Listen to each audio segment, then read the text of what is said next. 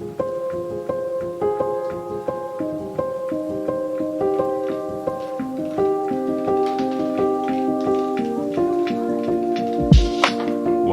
good morning and good afternoon and good evening. The peace of Christ be with you today. It's my honor to offer a welcome to you all on behalf of Mennonite Church Canada and my international witness workers, co-workers Jeanette Hansen and Tanny Workington. My name is Jonathan Neufeld. He, him, and I serve Mennonite Church Canada as their Indigenous Relations Coordinator and as co-chair of the steering committee of the Coalition to Dismantle the Doctrine of Discovery. I am the grandchild and great-grandchild of settler colonial migrants from the parts of the world now commonly known as the Ukraine and Siberia, in the Western expansion waves of Canadian colonization in the 1870s and 1920s. I now live in Treaty 1 territory, which are the lands of the Dene, Ojibwe, Cree, Dakota, and the Red River Métis. In the context of Canada, few people have written more about the land and settler colonialism in the Canadian context than Mohawk movement organizer Taia'aki Alfred. And in the introduction of his book of collected essays, It's All About the Land, are some centering thoughts I would invite us to hear this morning or this day. Every state is founded on force. While Indigenous readers live the truth of this, many non-Indigenous ones still flinch at the idea of Canada as a contemporary settler state that has never hesitated to use violence. Much of what Canada wants and needs is incompatible with Indigenous political, social, economic, and cultural orders that are based on living on the earth and with each other in a good way. Original peoples who assert such ideas stand in the way of Canada's wholesale, guilt-free occupation of Turtle Island.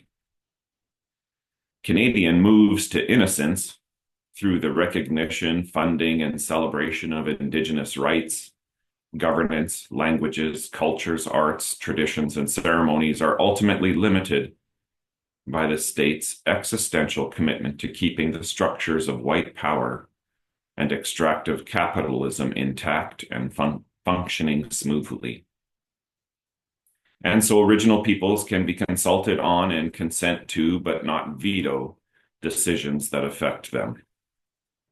They have constitutional rights that can be overridden by national interests. They are offered compensation and slices of the economic pie, but they cannot have their lands, waters, and nations back. As long as Canada asserts ultimate control over their lives and lands, original peoples are not free. In these conversations about land, identity, and faith, we are grateful for the global partners who were willing to create this space today, whom Joji will welcome and introduce in a minute. I know that questions and connections and relationships to land in the lived experience of the folks who are here are alive in a way that I cannot fully access as a person of relative privilege. But I believe in the circle process of truth sharing that will create pathways of community and collaboration around the world.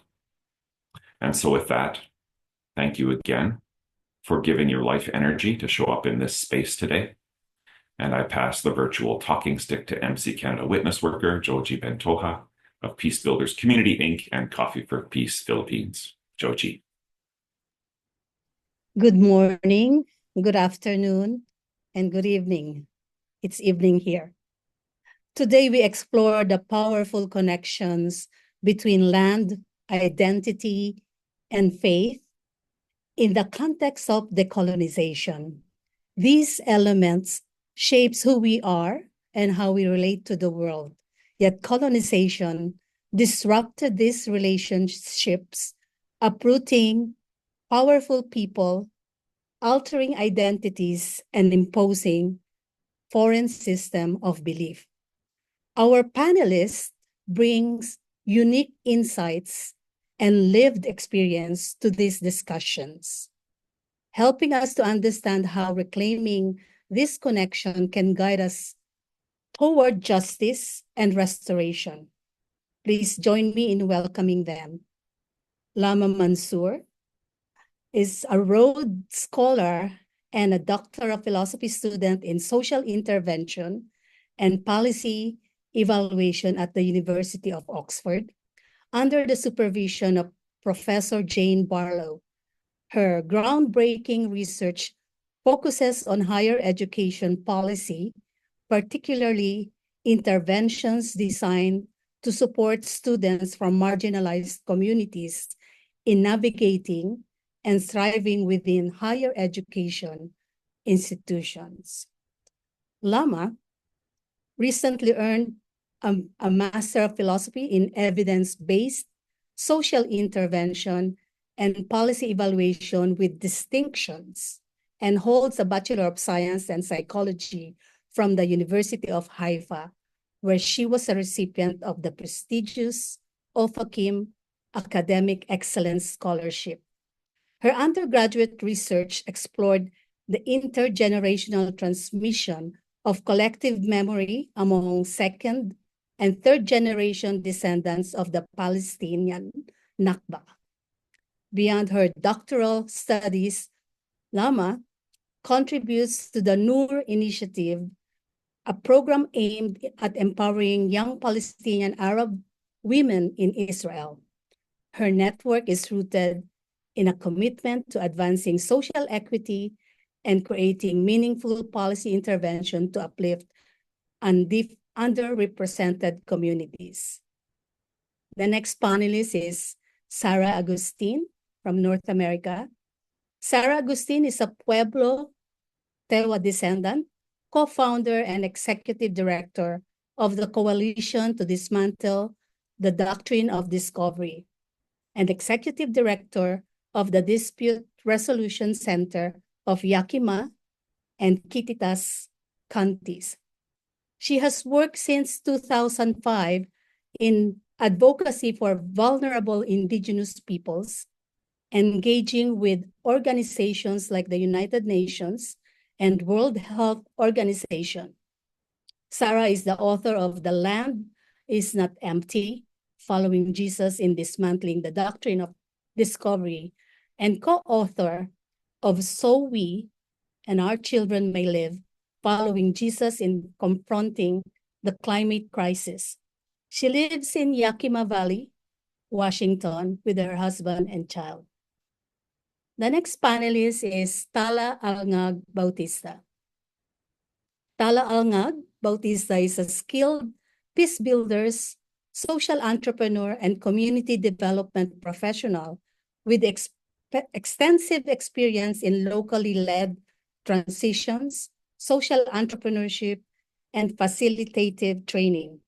She holds a Master of Arts in Conflict and Transformation from Eastern Mennonite University with a certificate in nonprofit leadership and social entrepreneurship. Tala is the founder of Kape Dilinawa this year, 2024, a social enterprise that integrates her indigenous culture in the social entrepreneurship, fostering sustainable development through coffee farming. She has also served as a senior vice president for partnership design at Coffee for Peace and building collaboration across government, grassroots communities, and academia. A former community development worker with Peacebuilders community, Tala now serves as a consultant for Peacebuilders, specializing in decolonizing and localizing peacebuilding efforts. She is a licensed professional teacher, certified human rights trainer, and an accomplished qualitative researcher dedicated to empowering marginalized communities and preserving cultural heritage through innovative approaches. The next panelist is Buyisiwe Pokie Putu from South Africa.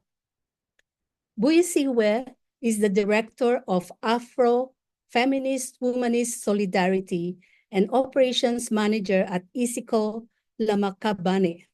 Her work aligns with Afro-feminism, which addresses the continent's historical and diverse challenges, particularly the colonial legacy impact on African women's lives. Studied business communication in accounting and holds a diploma in business management. She brings strong leadership skills to her work. Her dedication to African women's struggle grew through her involvement in various NGOs and deepening her commitment to community development. Additionally, she studied urban leadership, equipping her to drive transformative change. Now, I have this question to pose for the panelists. And here's the question. What do you mean by colonization or settler colonization? And what does it look like in your context? Anyone can start.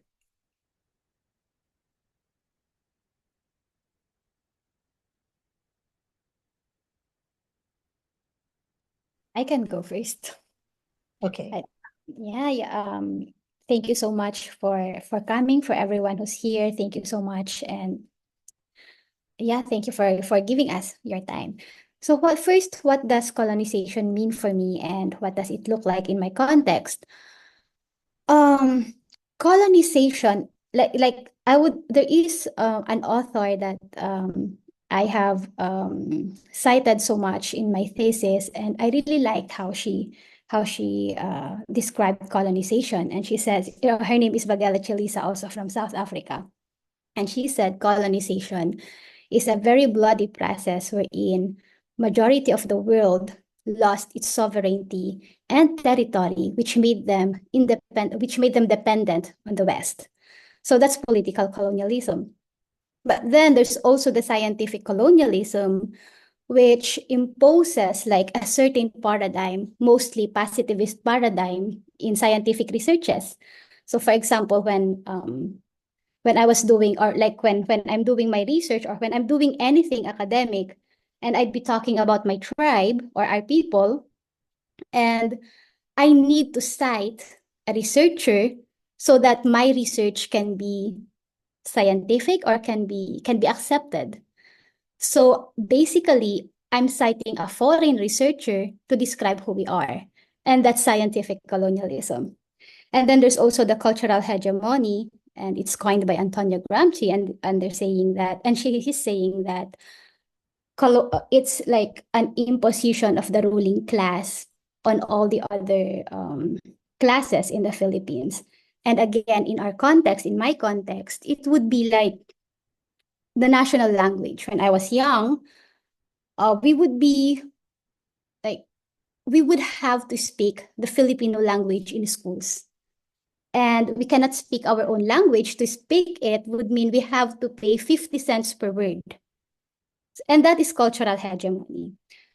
So I would just like to flesh out further, what does it feel like in our context? So I started with saying that, yeah, it's the imposition of language, it's the imposition of history. So for example, the Philippine flag. So in the Philippine flag, there's like a sun, and there are 8 rays of the sun. And when I was 7, we were told that the 8 rays stand for the 8 provinces who fought against colonization. Our province was not there. So what does it look like for me as a 7-year-old kid listening to that? I felt like, I remember that clearly, I felt deep shame because my ancestors were cowards. And I think I will be able to delve more into it, into our next question. So as a peace building field worker, so I thought, like this is how indigenous peoples live, right? So because I grew in a almost homogeneous community until I was 11, then I have to go to the city center to study 7th grade.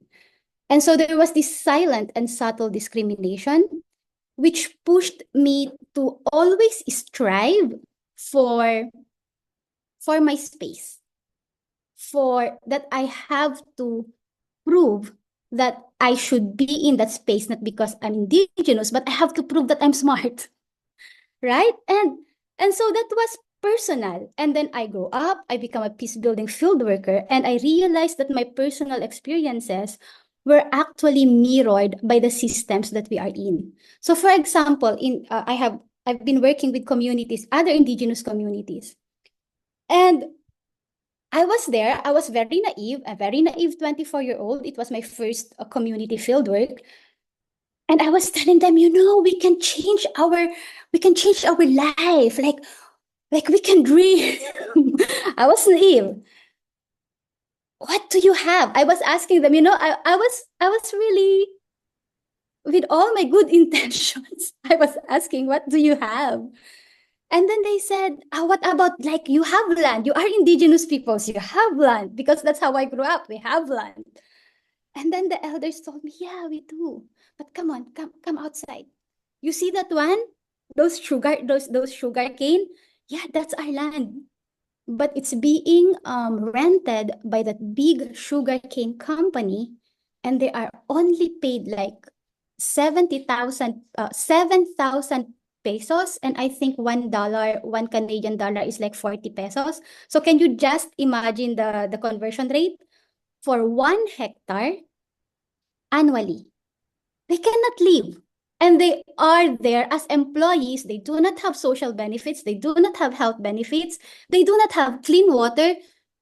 Their houses, like, you can blow it literally. Like, it's almost like this. And the reason why they have that, it's because the government entered into an integrated forest management, wherein the government, because of the colonial systems that was imposed by United States at the time, they had this 50-year agreement that the government will lease the land of indigenous peoples to big companies. And so I was telling them, and then the elders finally told me the next morning, you know what? I can understand. We can now understand what you are telling us. You want us to work with what we have. We're going to get our land back. And when we have our land, you come back and then you teach us coffee. And then when I was in university, or when I was doing my master's in 2017, that was in 2011, in 2017, I learned that the leader, that elder who told me that, was killed by the military because he fought for their land back. That's what colonization looks like in our context. I can say more stories, but let's give it also to other panelists. Thank you, Tala. So we hear about economic control and political domination. Let's hear from Sarah. I think fundamentally, colonization is domination and control. And I think in the context of North America, the dominant culture story says, oh, this is a process that happened long ago. And luckily it's all over and in the past, and now we live in this integrated society, and which is why I think talking about settler colonialism is so important. Settler colonialism is when a foreign power comes in and smacks its society on top of a society that already exists. And so settler colonialism in my context is ongoing. It's still happening. It's happening right now. It's not something that happened once and has come to an end. And the way that looks among my people and the people of North America is a continued policy structure, that is to say, with intention, laws, and policies aimed at removing indigenous peoples from their lands and really eradicating us from the surface of the earth. So many people in my country that are in the dominant culture don't know that in one decade alone, 1970 to 1979, between 25 and 50% of indigenous women were involuntarily sterilized in the United States as a matter of policy of the United States government. Why? Why? Because there's a policy of eradication, and that is a process that is ongoing. So my people are under threat, and how that looks in reality, in our context, is the highest poverty rates, the lowest maternal health, highest infant mortality, lowest life expectancy, highest rates of incarceration, highest rates of suicide. You know, any measure or indicator you could do to measure well-being in my country, Indigenous people are the most vulnerable. And that's not as a result of something that happened 400 years ago. What happened 400 years ago was the beginning of a process that is ongoing, intentional, and codified in the law. And so does that mean that our lands are threatened? Yes, our lands are threatened. And our bodies are threatened, our communities are threatened, our families are threatened.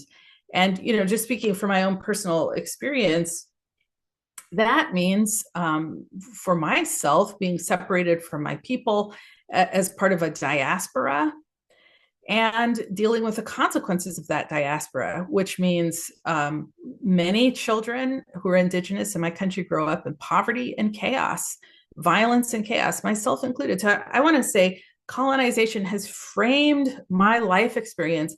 And what I am asking of Christian people or Christian descended people who are settler descended, is to join us in the process of liberation, which is active. It is not symbolic, and it requires the dismantling of systems of violence that are in place now.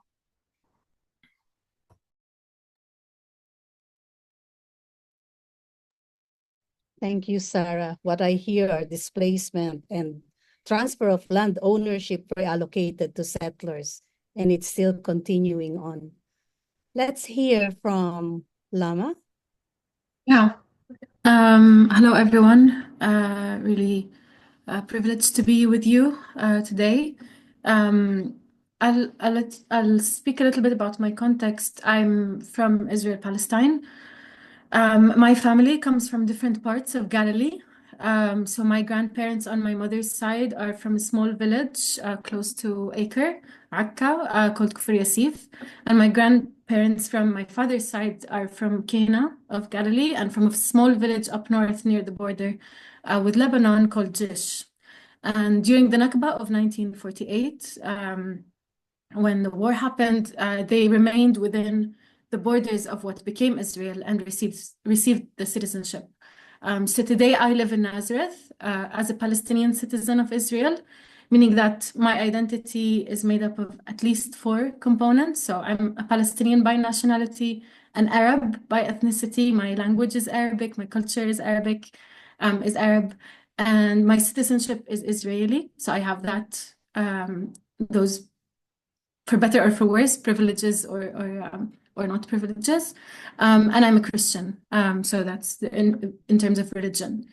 And I say this because I think it presents the context of how settler colonialism is apparent, is manifested. So for me, settler colonialism, as Sarah described, is not just the exploitation of the indigenous population, but also the erasure of the indigenous population and the replacement of that population with the settlers. And that's done through violence, through displacement, through cultural obliteration. And we can speak, about the history of how that was done from the British Mandate in Palestine, the Balfour Declaration, where the British government basically promised the Jewish people a nation home in Palestine. The phrase at the time was a nation, a land without a people for a people without a land, basically erasing the original, the indigenous Palestinians who were there, and completely disregarding them. And then in the Nakba in 1948, the displacement of over 700,000 Palestinians, some of them displaced to the diaspora, but some of them displaced within Palestine itself. So, now when you hear about Gaza and the refugee camps in Gaza, a lot of the Palestinians in Gaza are originally from Ascalon inside Israel today. They are refugees from 1948 and from 1967. So today, how we see settler colonialism, we see it very, very clearly in the West Bank, where Israeli settlers build their settlements on Palestinian land. Just this past summer, the Israeli government confiscated the biggest amount of land in Palestine under the guise, of the genocide in Gaza. It kind of slipped under the radar, but they confiscated a huge amount of land. My friends in Bethlehem has a water crisis. The settlers around the area of Bethlehem do not have a water crisis. It's not that there's a lack of water, there's a lack of access to water in Bethlehem. So the control and restriction of natural resources, for us in Nazareth, all of the Jewish localities around Nazareth are boxing Nazareth in. So we're not allowed to expand. We're not allowed to have parks and public space. We are more and more boxed in. And of course, in Gaza, it's the most apparent and most striking, where in the northern part of Gaza, just this morning, a former Israeli defense minister admitted that what is happening is ethnic cleansing, and that they are trying to ethnically cleanse the northern part of Gaza so that settlers can come in, Israeli settlers can come in and build settlements. And so this, as Sarah and Tala were speaking, so many of these systems are very similar across different contexts, and we deal with similar challenges. And I also look forward to, thinking about how we challenge these systems and how we fight them. Thank you, Lama. What I hear is the 4 characteristics of settler colonization: displacement, land ownership, cultural erasure, economic control, and political domination. Now let's hear from Buyisiwe.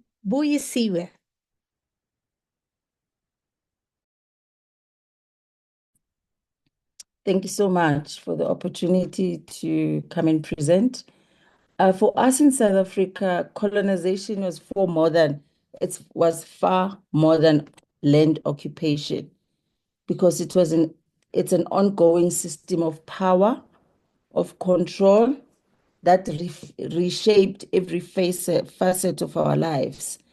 Also, what happened, like when Nelson Maldonado describes it as a coloniality of being. Colonization, what it did, it just changed.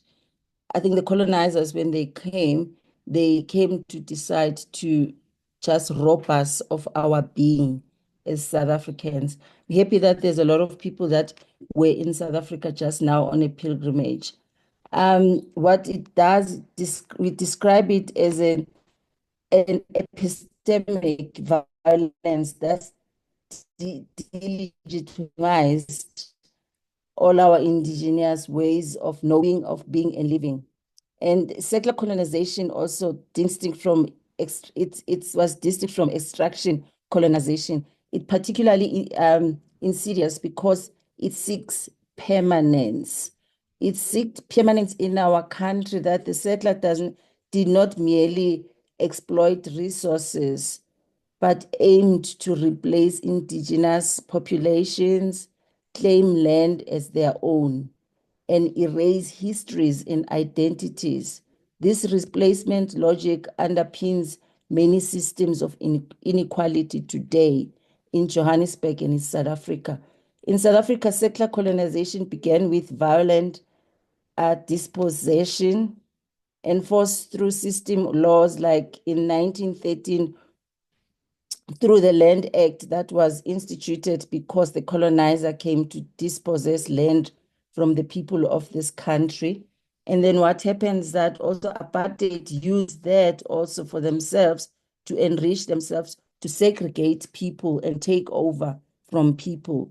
And that what colonization did, especially if I could talk about colonization in my context as a Black South African woman, what it did, because the issue of land dispossession, which caused special injustice, where people stay in South Africa, the townships where Black people were placed, taken off from their land, disposed of their lands and taken to the township where they built small houses where there were no infrastructure. They were moved into that. And that also what it did, these special injustices perpetuate cycles of poverty. Many Black South Africans live far from economic opportunities because of where they were placed. And then what happened is that because of colonization, there's so much gendered oppression, which came in a form of patriarchy, which came into where there was intersectionality, the issue that as a Black woman, women were used as labor that was not paid, but then abused. And that what that caused is what it also caused a lot of gendered violence in our country because Black women were placed in different places that were not suitable for them. And even today, we still live in the wound of the colonial wound still festers in South Africa, in that we are still living from the results of colonization, which apartheid took and used it to continuously oppress Black people in South Africa. Okay, what happened is also the cultural erasure because of colonization and because of a land that were possessed from people. It sought to erase African identities by imposing Western languages, religion, and aesthetics. What happens that when Black people were moved from their places, from their land, what was in the name of civilization, that civilization brought the fact that religion is better than your religions. And then your language is not a language to communicate when you want to be part of the people that work with the colonizer. And there was so much erasure and the erasure of identity, of culture, and this devalued people. The expressions were, a lot of expressions of Africans were devalued. And this is just taking off people's being. And then also this also caused economic exploitation. Secular colonization introduced exploitative labor systems, especially in mining, agriculture, domestic work in Johannesburg, built on a level of Black South Africans, exemplifies this exploitation, continuously exemplified this exploitation. Black women in particular were relegated spaces where women voices were relegated to spaces where they were not given a chance to speak. Their voices were taken from them. They were deprived of a voice in communities and because of colonization.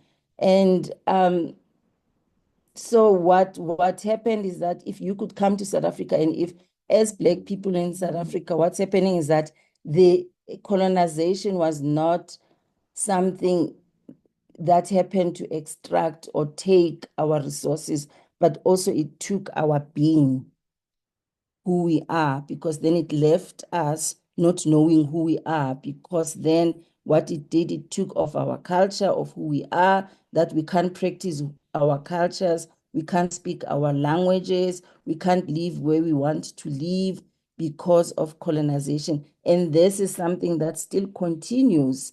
And when it continues like that, it continues even after the fact that we got liberation.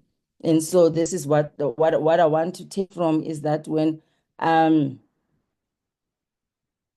Mandora says colonization is just a colonization, it's a colonization of taking one's being more than taking one's resources. Because when you take one's resources, you take one's being, because this is what we are struggling with in South Africa now, because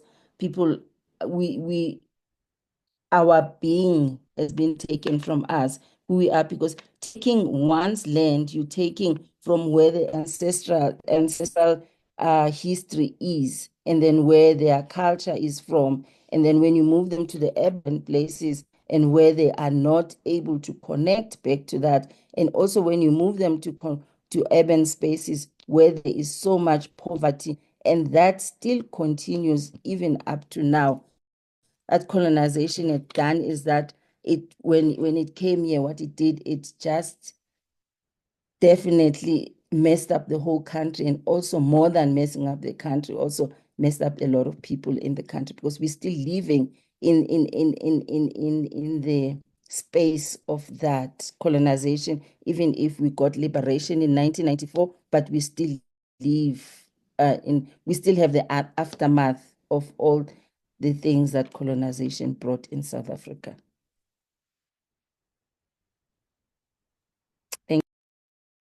Wow, that's a lot. And we see all those characteristics of settler colonization. And I like what you said. When they stole our land, we lost our identity, our being. Now we will break up in groups, and we have our group leader for small group reflection. Nikosi, Selena, Tani, Sarah, Jonathan, and Jeanette will be leading our small group reflection, and we would take around 15 minutes to do that. So I think someone will disperse us to our group. Okay. I believe that more issues came out from our breakout group, and our minds and hearts are full of questions. Hold on to that, and we will give you time to ask your questions at the end, after we ask our panelists on our second question. Faith and spirituality as strength. Faith in ancestral traditions and cosmologies can be a source of resilience. By rooting actions in sacred responsibilities to the land, ancestors, and future generations, Indigenous peoples maintain their cultural integrity while resisting external forces that seek to redefine them.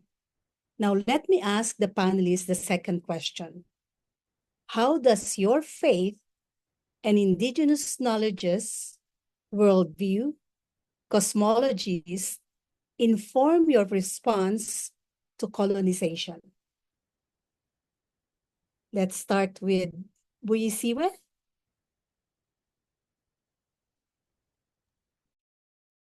Thank you very much. That was a very deep question for me, and it was also a good question, because the organization that we work with does a lot of these things. But what I've done is that I've broken them down into each point. I hope I finish quickly.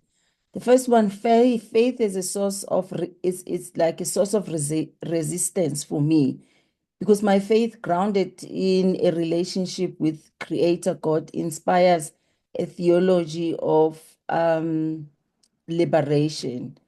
Black theology reminds me that the God that I worship is deeply invested in the liberation of the oppressed. The Exodus narrative and Jesus' ministry among marginalized people affirms that God sides with the oppressed against system of domination.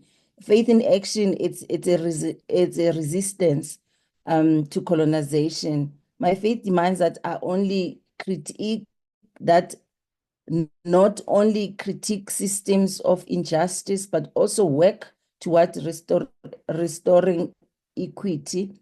This includes addressing land dispossession, systemic racism, and then worship becomes an act of resistance for me. And worship becomes an act of defiance, because when I do that, and even when I read scripture, I read it in a way that I pinpoint the oppressed, and I get liberation, what liberation means according to the word of God. And then indigenous knowledges and wisdom of ancestors. Indigenous knowledge system provide tools for healing and reclaiming what colonization sought to erase. These systems emphasize Ubuntu. In our culture as Black people, that we have Ubuntu. Ubuntu says we're the interconnectedness of all people and the importance of community. Ubuntu challenges the individualism imposed by colonial worldview and insists on collective well-being. What we do, and what we go back to the practicing of Ubuntu, and what we do is that as we fight injustices as a collective, and then the results of that is something that is celebrated by us as a collective, and just go away from the individualism of colonization that also is preached in sermons of the colonizers, that it's more concerned about the individual more than the communal. And then the land and issue of land and nature, the sacred relationship between people and the land informs how I view land restitution. For me, land is not just a commodity, but part of a spiritual and communal identity that must be restored to achieve justice. And then as an Afrofeminist, my worldview is that Afrofeminism theology amplifies the experiences of Black women and critiques the gendered dynamics of colonization. It helps me see how patriarchy and colonialism intersect to oppress Black women. And then reclaiming Black womanhood, colonization sought to dehumanize Black women through systematic violence and cultural erasure. Afrofeminism insists on reclaiming our voices, bodies, and spaces. And spaces are sacred and powerful. That our spaces are sacred and powerful. The issue of cosmologies and the issue of cosmologies of liberation. As a Black South African, my worldview includes both Christian and African cosmologies. This duality enriches my response to colonization because it resists the dichotomies imposed by secular ideologies, spiritual and physical realities. African cosmologies affirm that the spiritual and physical worlds are interconnected. Thus, the fight against colonization is both a material struggle, land economic justice, and a spiritual one, restoration, communal harmony, and identity. Ritual and remembrance. Practices like ceremonies or storytelling reconnect me with my ancestors whose resistance to colonization informs my own. These rituals are acts of resilience that counter the erasure of African spirituality. If you have to get the holistic liberation, a Black theology is one of the things that assist me and assist us in our organization. And Afro-feminist theology inspires a holistic response to colonization. This means working towards justice that restores relationships, reclaims identities, and repairs what has been broken. It includes advocating for special justice in Johannesburg by addressing the lasting impacts of apartheid geography, centering Black women's lived experiences in theology and activism, reclaiming narrative, challenging colonial narratives that dehumanizes, and celebrating the dignity of African identities, and also respecting that the people, my ancestors, the people that came before me, that I stand on their shoulders, were resistant to colonialism in their own way. That this is what makes me strong to be able to continue wanting to using their ways of belief and ways of doing. Living out this response is that in my work and ministry, these influences guide me to prioritize liberation, restoration, and justice. Then when we do teachings in Iziko, and then when we do teachings, what we do, we read the Bible in the lenses of the oppressed. And then also we read the Bible in a way that we raise up the issue that Christ is one that is for to liberate us as the people. So this is how my faith works. And then when I read the word, I read it in a way that is beneficial for me and for the people that are oppressed, as I am part of the people that are oppressed. And because then what we're doing in South Africa, we live in this contracts, in this imbalance that as Christians, the word that was preached to us, the narrative that continues to be preached to us, that's how do we read that and how do we preach the word in a way that is liberatory to people who are oppressed. And so, and then also the fact that, that the word of God, the Bible was brought in our country to oppress us. It was used to oppress us. And then how do we use it then to liberate people? And then this is one of the things that we need to continue doing.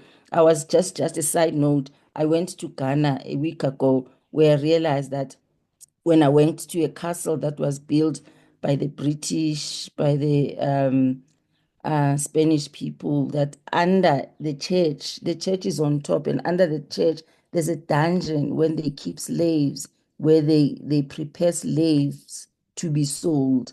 And that on its own makes you wonder what kind of a Bible that was read by these people, and how, which God did they worship, and how did they worship God. So for me, being more concerned about liberation, and what it brings is that how do I read the word, and how do we read the word as a community, communally, in ways that brings liberation to us. Thank you. Thank you very much, Buyisiwe. That was loaded. But let me pick one from what you have said. And what stuck in me is communal action. Most indigenous people prioritize collective well-being over individualism. Let us hear from Sarah. Thank you. Well, the first thing I want to say is that what I've learned from my elders is that this world, the reality of this world, is that we live in a closed system of mutual dependence. That is to say that we are relatives, not only all of humanity, each one of us to each other, but to all of the systems of life, including what I've been taught to call the standing green nation of plants, trees, the microbes in the soil. Those are also our relatives, and we are interconnected with these systems of life. My people, I've been taught to say, the very first thing I do when I wake in the morning is take a breath. And the animator is animating me. God is here, constantly present in the air, in my breath, in the soil. God is present with us. I learned a prayer from a Nez Perce sister who taught me to pray, thank you for this land, our body. Not thank you for this land that nourishes us, our bodies, or thank you for the resources of this land. No, thank you for this land, our body. We are it. It is us. We are not separate. We're part of it. We are together, one system. That is to say, one more time, a closed system of mutual dependence. We are inextricably bound in mutual dependence with each other and with the soil, with the land, with the systems of the sacred waters, the waters which are not abstract resources to be exploited or conserved, but rather spiritual beings, our relatives. That's the cosmology that I'm coming from, and that is affirmed in the gospel of Christ. what does Jesus say when he embarks on his mandate in Luke chapter 4? He says, the Spirit of the Lord is upon me because he's anointed me to bring good news to the poor. He didn't say the Spirit has empowered me to bring good news to humanity or even good news to the earth. He said, the Spirit of God has anointed me to bring good news to the poor. And he outlines what that good news is: release for the prisoner, sight for the blind, freedom for the oppressed, and the announcement of the year of our Lord's favor, or Jubilee, the just reordering of human systems. When you hit the reset button and those original inhabitants of the land is returned to them, where debts are forgiven, where once again power is balanced. And Jesus says, this is my mandate. This is what I have come to do. He's reading from the prophet Isaiah. And we see throughout Jesus' ministry that this is what he's grounding as the truth that he's bringing, the gospel of Christ, which is affirming this understanding, the cosmology that I understand from my people. We are inextricably linked in interdependence. We are in a system of interdependence, not just with each other, but with all of the systems of life. And so I do want to call out the way I was raised in a Christian context, which is the focus on Christ coming to forgive our sin. What sin did Christ come to forgive, was I taught in Sunday school? Our individual choices around our sexual purity. That is absolutely not the gospel of Christ, but it is the thing that has been perpetuated the world around, that all that matters is our individual sin at an individual level with a specific focus and emphasis on sexuality, which is absolutely, from my point of view, a tactic to enslave people, and especially and particularly my people. That is not the gospel of Christ. In fact, I would say that runs absolutely counter to the gospel of Christ. We have an opportunity as people of faith to say this whole idea of justice, of being and enacting the kingdom of God, of being the body of Christ, is not abstract. It's not a symbol. It's not something we do once a week or a couple times a month. It's not interacting with people that look like me. It is actually embodying the mandate of Jesus, which is freedom for the oppressed. When will we as a body choose to live into that reality? That's my question for the people assembled here and for the institutional church, because that is our mandate to own as followers of Jesus. That's what Jesus came to do, and it's what Jesus did. And we are empowered to do the same. Jesus said, all authority of heaven and earth has been given to me, and I share it with you, my disciples. Now go and make disciples of people of all nations. That was not an invitation to go and colonize the world. That was asking for transformation, person to person, in relationship, transformation, collectively in community and with the whole world. Thank you. Thank you, Sarah, for that very passionate talk. What I got from you is interconnectivity to people, to the land, to nature, and to yourself, your identity. Thank you so much. Let's hear from Lama.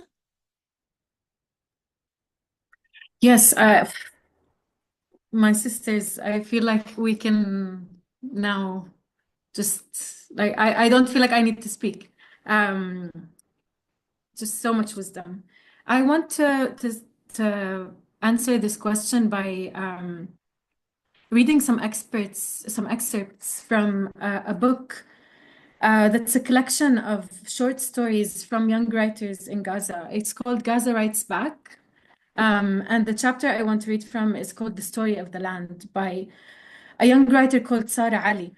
And she speaks about how after the war in 2008 and 2009 in Gaza, her father went to check on the family's olive trees. And she describes this, and I think it provides some. So I'll read some sections and then kind of reflect on it a little bit. She says, Gaza's sky was blue again. Things were over. The news said things were over. My father went there. He went to check up on the land. He put his faith in his olives being an exception, and he went there.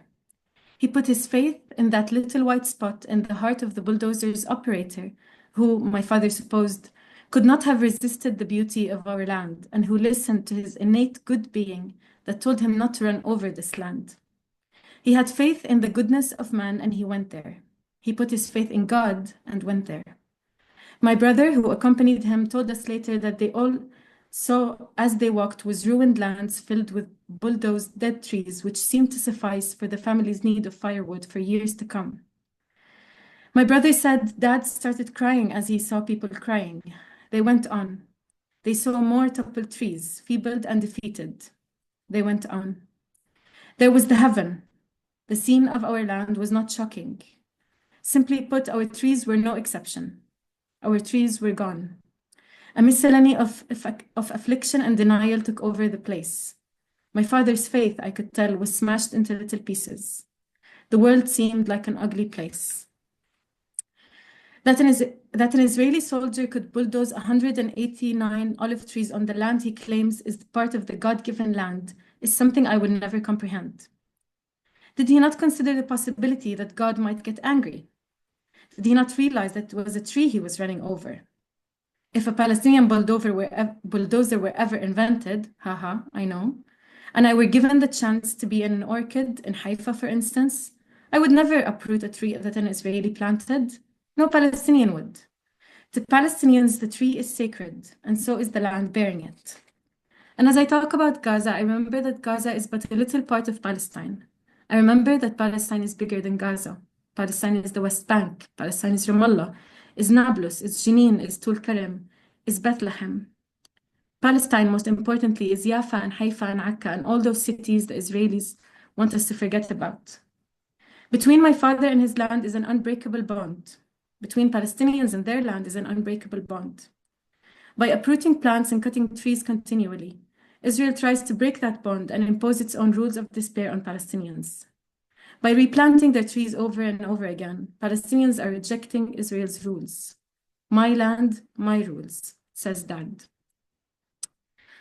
I think in this chapter, and I read it because I think it shows the deep connection that Palestinians have with the land and the understanding, Muslim and Christian and Jewish, that the land is not a resource to be exploited, as Sarah was saying, but a responsibility to nurture, to have a relationship with the nature, with the land. The land belongs to God.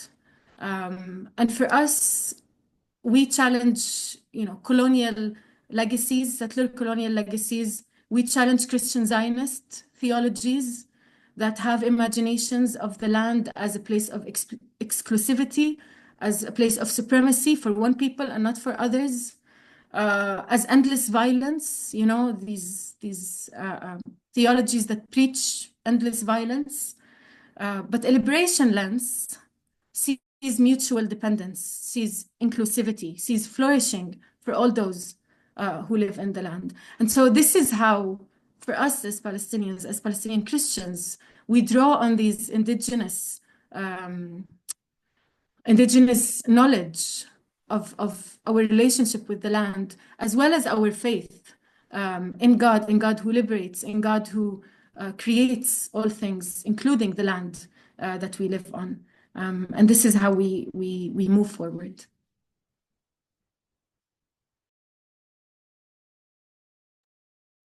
Thank you very much, Lama. Indigenous knowledge, that's the basis of your connection with the land. Let's hear from Pala. Yeah, Lama, I agree with you. Such like a very loaded and very wise panel. I was just like, I can just listen to all of you guys. But yeah, so how does my faith and indigenous worldview inform my response to colonization? My faith in Jesus Christ, the Palestinian carpenter, who said, you know, like as Sarah was saying, who said like, telling people to go and transform the world, not colonize the world, right? My faith in that man, that God, is something that keeps me grounded, that keeps me alive. The faith that is shaped by institutional church, however, is a double-edged sword.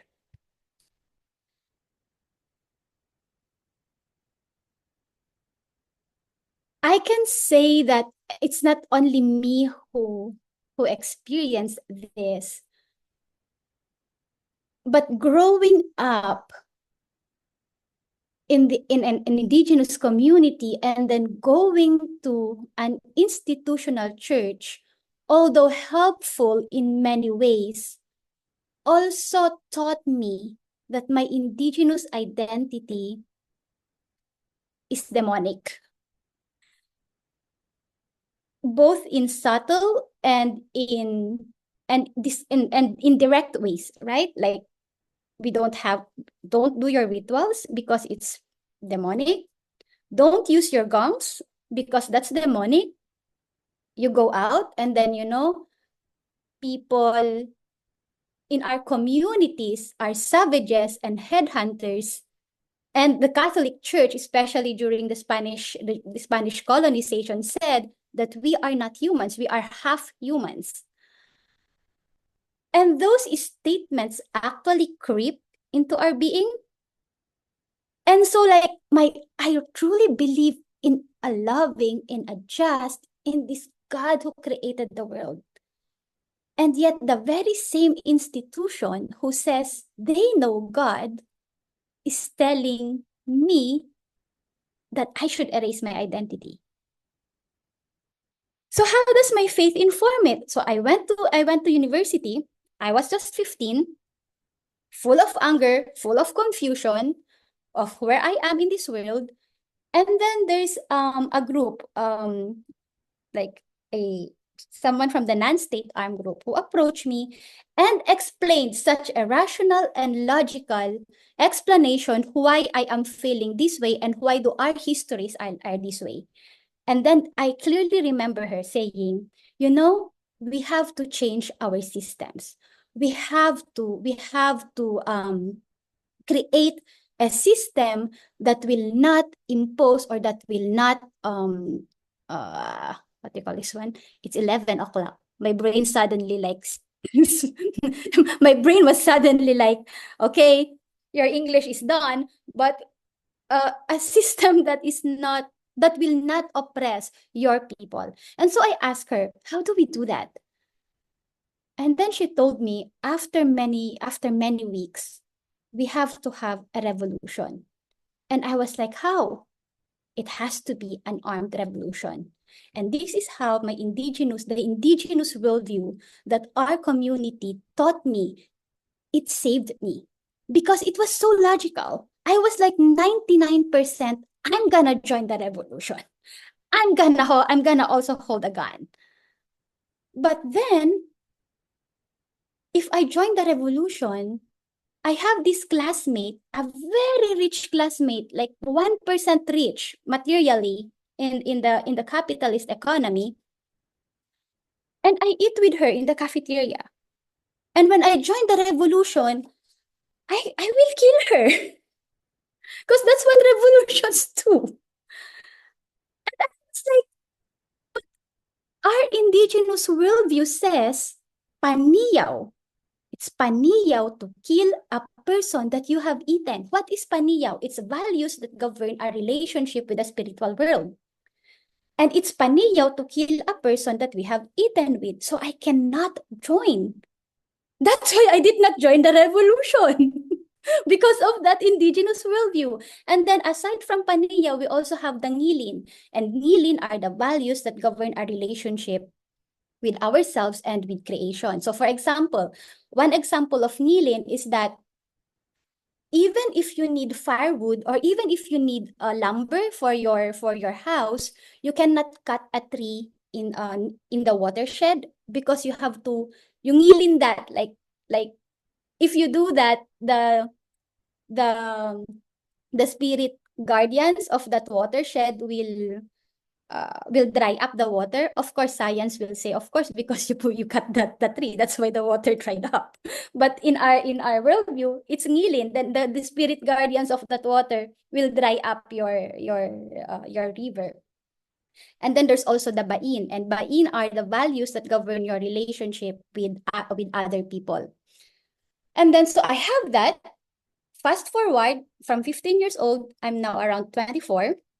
I was actually invited to a training of Peacebuilders community, a Mennonite Church Canada organization, and Joji is a part of it, is a leader of it. And our leader, our mentor then, he's explaining, this is what the peace of God means. And the peace of God says it's harmony with Creator, and it's spiritual transformation. It's harmony with the self, with the being, and that's psychosocial transformation. It's harmony with creation, and that's economic ecological transformation. It's harmony with others. It's socio-political transformation. And I was like, but that's our values. That's our core values. That's the indigenous core values of the Kalingas. And I was like, well, if the peace of God, if that's what the Bible is saying is the peace, then I want to be a Mennonite, which is another conversation, right?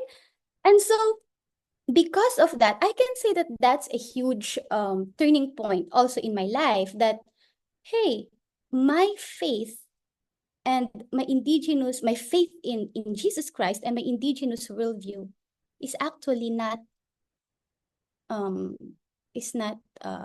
conflict with each other. It talks of harmony. It talks of transformation. That's what Sarah was saying. And so how do I respond to that? Of course, I'm now very clear that I'm not going to be joining the armed revolution, however tempting it may be. I do it, I practice it in my everyday life, in my engagement with others. So for example, just one practical example. When you are always down, it's easy to be a victim. Like, it's easy to have that victim mentality. But then when I go to communities, when I go to indigenous communities that I work with, because I'm a community peace building worker, or I'm right now I'm doing trainings in coffee, I have to be careful in the power dynamics, because yes, I'm indigenous, yes, I'm woman, yes, I'm younger than them, but I also went to school. I also went to the United States to take my master's. It immediately, because of the systems of the world that we have, those identities that I carry, that educated one, the traveled one, it immediately gave me power. And so I practice the in there, that socio-political transformation in there. I practice in my engagement with the communities I work with, being sensitive to the power that I also hold. So for also in Kapidilin Hour right now, as Joji mentioned, that I started this year, it's like I want to make it practical. What does indigenization look like in a social enterprise? Because excessive capitalism has damaged our land so much, has damaged our relationships. I can say, for example, okay, just quick one. When I was in elementary, business or enterprise was very relational. A weaver from another tribe would come to our tribe, and they would sleep in the peace pact holder, like the peace pact, because our tribes have peace pacts with each other. And then when that person cannot sell anything, the children of the peace pact holder will go around the village and they will tell us, can you please buy at least one, so that that person will not go home empty-handed. So I grew up that enterprise is so relational, but capitalism removed that aspect. Capitalism became like, I have a good, you exchange it with money. So there was no longer relationship. Capitalism says, I will do profit. I will get profit as much as I can, which means I will put I will put chemicals on the coffee trees. I will tell the community workers, I will tell the community farmers to do whatever they can do, even though it's harmful, so that they can produce me the coffee that I want. I don't want that with Kapidilin-Awa. Even though I don't have profit, I will wait, because that's how I respond to that excessive capitalism which colonization brought into our communities. Right now, I'm in the academe. I'm just like, I'm not even a month in academe. I'm looking, it's actually like a full circle. I'm looking around. How does colonization seep into the instruction, into the leadership, into the way employees engage?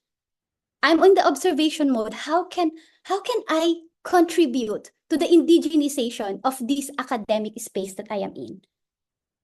So my response to colonization is to bring those indigenous worldviews that I have and that faith in Jesus Christ, because they are not in conflict with each other, and putting it in practice every day.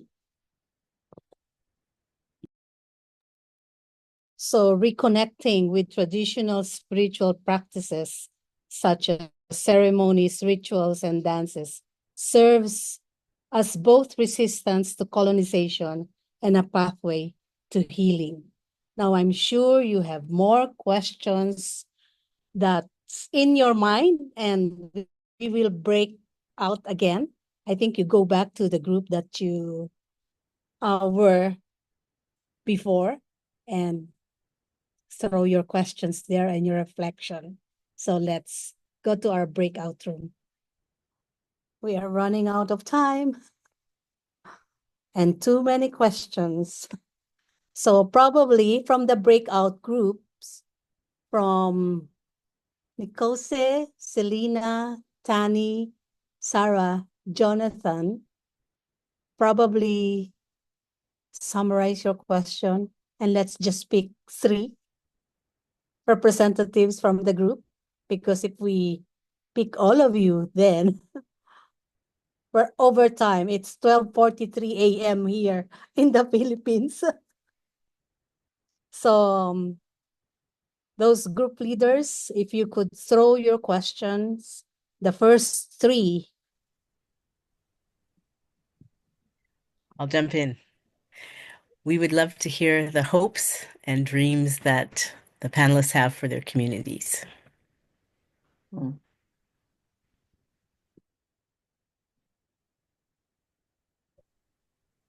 We would like to explore what a gospel of liberation looks like, and how it's heard and taught and preached, as opposed to the individual prosperity gospel that is driving a lot of Christian conversation.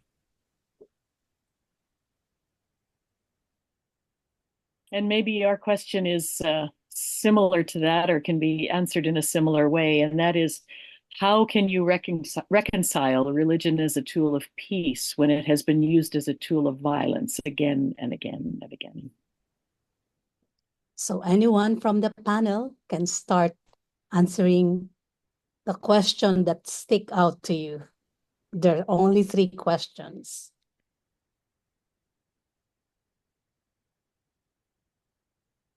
Anyone? I mean, where to start from? I think we can also take these questions into our next meetings. I can maybe speak a little bit about my hope for my community. I'm writing on imagination now, and how do we use imagination, and how do we challenge imaginations of exclusivity, and put forth a vision for our communities as kind of a staging ground for action. How do we know what are we working towards? In Palestine, we speak about liberation, but what does liberation look like in Palestine, Israel? And for me, my hope and dream for Israel Palestine is that the oppressor would turn into an equal neighbor, that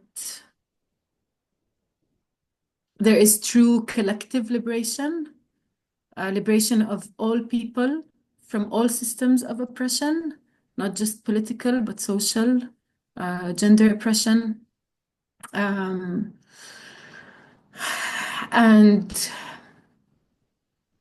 that no one's liberation comes at the expense of another's. That we understand that our liberation is tied up with one another, and that to have true liberation, we have to work together. Yeah, for me, that's my hope for my community.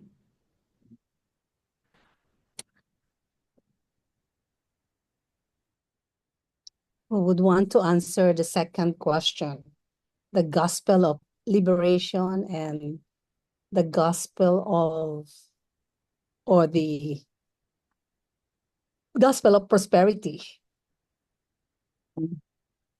I would love to answer that, because that's what we're doing, like even in the breakaway group is what I was talking about, that in reading the word in ways that make the oppressed and the colonized understand that God loves them. What we're doing, also I'll keep on going back to what the work that we do in our organization, that we do.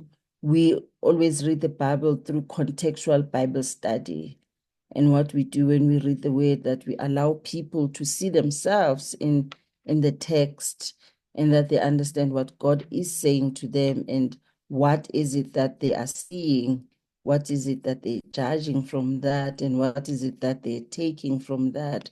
And I think those ways, more than any other thing, they help a lot, that people get to understand that God is on our side, and the Bible is not the Bible for the oppressor. And yeah, this is what we're doing. And then the theology, more than anything, like I spoke about Black theology, because Black theology speaks about liberation more than any other thing. We try and bring in all those liberations. Yeah, that's what I could say. The issue of gospel of liberation. There's Tala wants to answer as well. Yes, Tala. Both 2 and 3.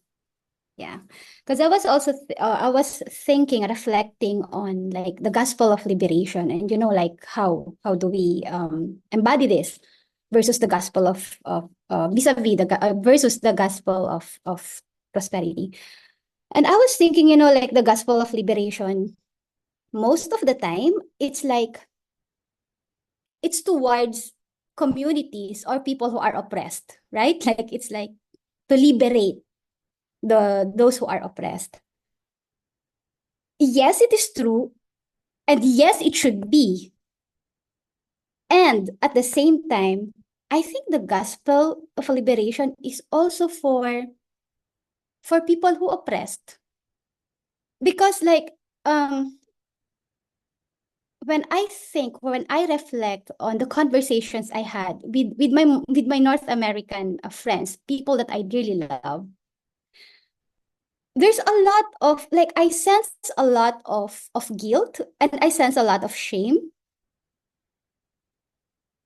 And that needs liberation too. Because we can never go through this journey with those emotions. Like I was actually telling a friend, when you do this work of journeying with us, please don't come with a sense of guilt, with a sense of shame, because there will come a time that you will get tired, and that you will get burnt out, and then you will get angry with me because you are tired and burnt out. Come to this job, come to this liberation, come to this journey, not out of those feelings, but because you are also liberating yourself. It's both our liberation, which goes to the third one. Like, how do we like make religion into a tool for peace? If I can just imagine, like it seems like far off, but maybe, like, I mean, there are already some things that's been doing, but having genuine like churches truly, like, not just apologize, but say it. Like, what are they apologizing for? Why are they, what's the need for the apology? Like, say it. Like, admit to it. Not out of guilt, but out of liberation. And then listen to each other's stories. So yeah, maybe there, maybe I can find that. Maybe I it's such a dream that I can't even say it out loud. And maybe I think that's a hope for my community, you know? That church who told me that our gangs are demonic, I really wish that they come and say, you know, we're wrong. Let's hear from Sarah. I think Sarah has something to say. Yeah, I mean, I think in terms of organizing for peace, before we can think about this idea of stopping violence, because we always, this sort of pacifist stance comes out once the tanks are rolling and the guns are being shot. I think we have to begin with structural violence, which is laws and policies that oppress the weak and the vulnerable, because those laws and policies also lead to death. They are violent by nature. And I believe that it is long overdue for our church, the institutional church, and for ordinary people to rise up together to oppose that violence, to unmask it, to shine a light on it, and to say we're done with that. We're not going to participate in that anymore, because what happens is the narrative is always pushed to the end of the line, where suddenly the oppressed are finally willing to protect themselves because they have no other choice, and then they're accused of being violent. I think this whole narrative of the pacifist has to be complexified. I grow tired of that narrative of people saying, oh, if you really wanted to, you could have a peaceful movement. Yeah, so could you. You have a peaceful movement.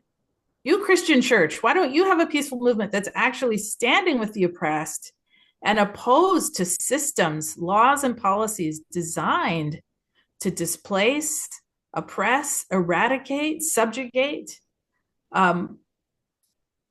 Could we not stand up as a people in pursuit of justice as followers of Jesus?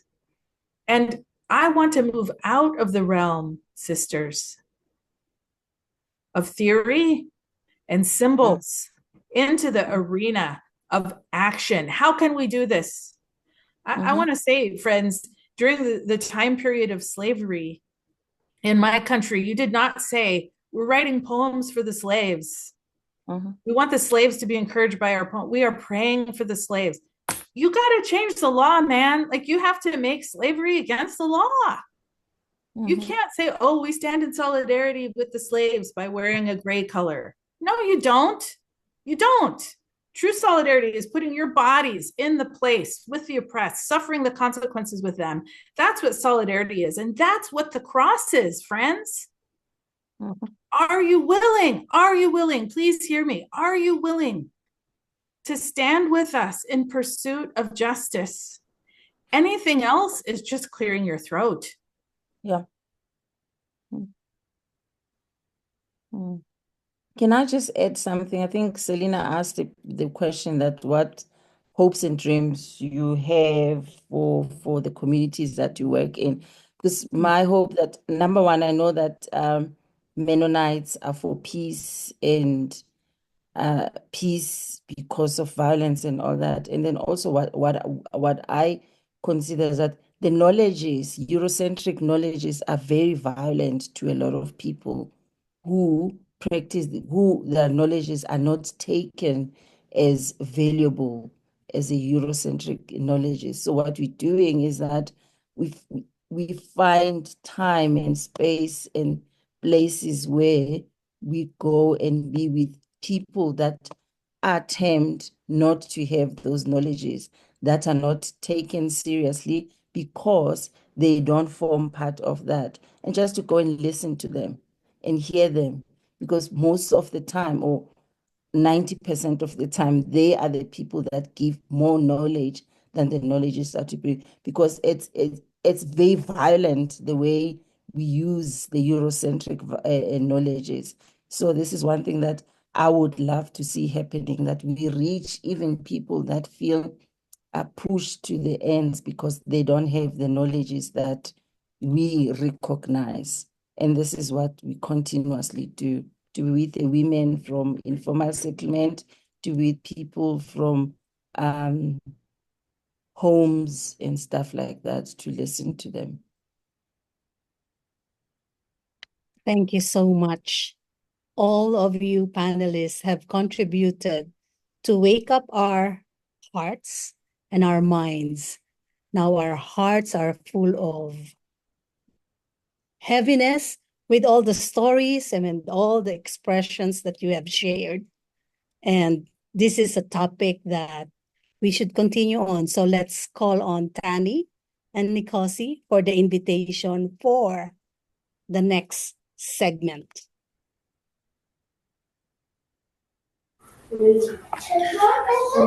Good evening, friends from South Africa.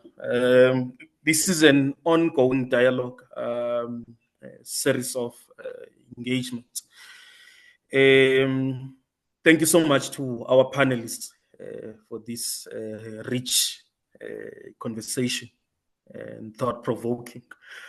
I'd like to invite us all, both on the 11th and the 25th of January, same time as now. It was about 5 o'clock, 1700 here in South Africa. I'm not sure in your context. So we'd like to have you again to this such a rich dialogue. Thank you so much. Tani?